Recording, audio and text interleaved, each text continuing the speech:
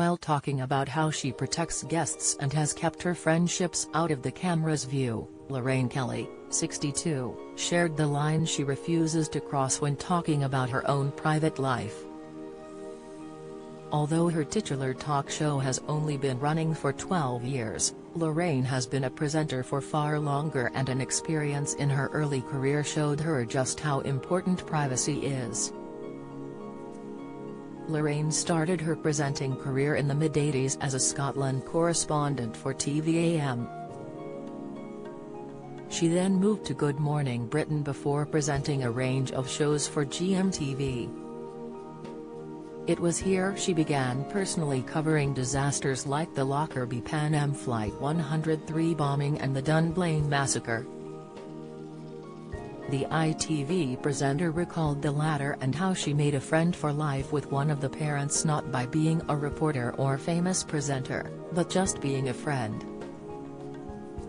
Lorraine revealed that the parent, Pam, who had lost a child in the tragedy, called her just to have a conversation in the aftermath with a trusted person outside the family. Although she was a presenter at the time, Lorraine avoided putting Pam on television and supported her privately throughout the ordeal, and the pair are still friends to this day. This experience made Lorraine realize just how sensitive her personal life was and how she could shield it from the public eye.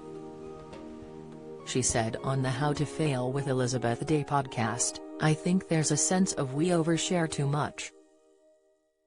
People know me and they see me going through things like having a baby, having a miscarriage, having an accident, and all of these things.